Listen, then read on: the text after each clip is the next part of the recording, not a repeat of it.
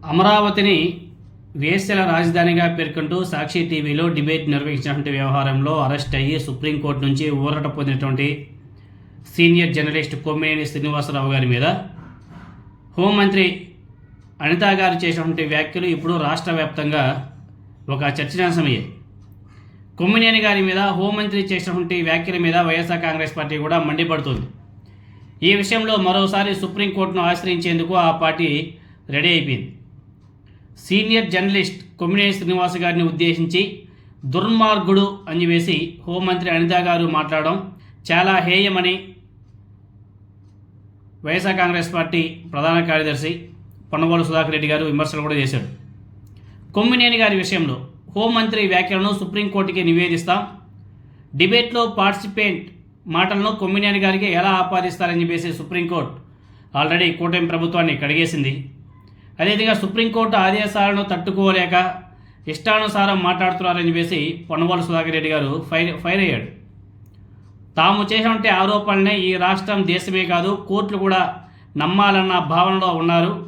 సర్వోన్నత న్యాయస్థానం ఇచ్చినటువంటి ఆదేశాలను శిరసా వహించాలన్న విజ్ఞత హోంమంత్రి గారికి లేకపోవడం చాలా దురదృష్టకరం.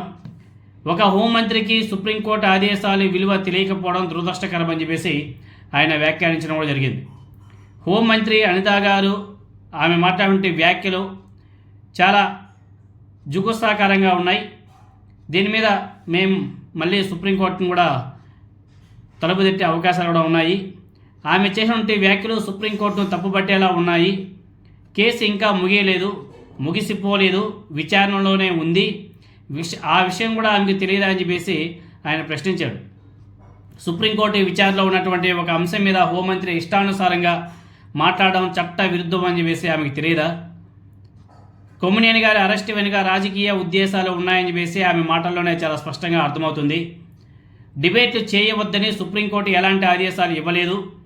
జర్నలిస్ట్గా ఆయన వాక్ స్వాతంత్రాన్ని కాపాడాల్సిన బాధ్యతను సుప్రీంకోర్టు ఒకసారి గుర్తు చేసింది. కావాలంటే ఆ తీర్పు కాపీని కూడా మంత్రి గారికి పంపిస్తాను, చదువుకొని తెలుసుకుంటే చాలా బాగుంటుంది.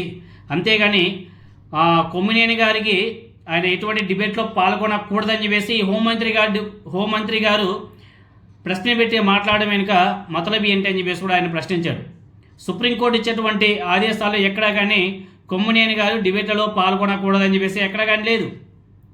ఆమె మాట్లాడినంత కూడా రాజకీయ దురుద్దేశమే.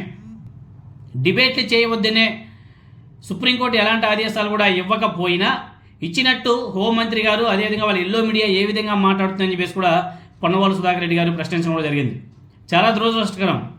ఒక సుప్రీంకోర్టు ఇచ్చేటువంటి తీర్పును కూడా వక్రీకరించి వీళ్ళకి ఇష్టానుసారంగా మాట్లాడడం ఎంతవరకు సమంజసమో మనకైతే అర్థం కావడం లేదు.